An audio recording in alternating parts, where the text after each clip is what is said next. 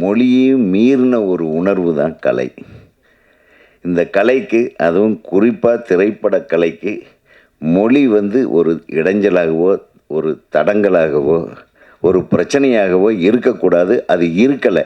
4 மொழி படங்களும், தமிழ், தெலுங்கு, மலையாளம், கன்னடம் 4 மொழி படங்களும் எடுத்த ஊர் தான் இந்த சென்னை. அதனால தான் நம்ம எல்லா மொழிகளையும் சென்னைக்காரங்க மதிக்கிறோம். தமிழ்நாடு மதிக்கிறது. 4 மொழிகளையும் வளர்த்த பெருமை தமிழ் மொழிக்கு உண்டு.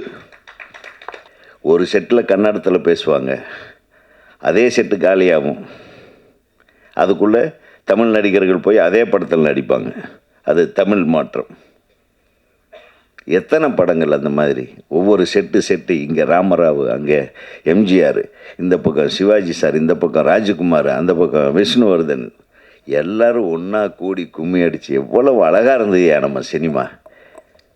இன்றைக்கி சினிமாவே எங்கே ஒரு கேரவனுக்குள்ளே போய் ஒழிஞ்சிருச்சு. ஒரு கேரவனோடு முடிஞ்சு போகுது ஒரு ஒரு கலைஞனுடைய வாழ்க்கை.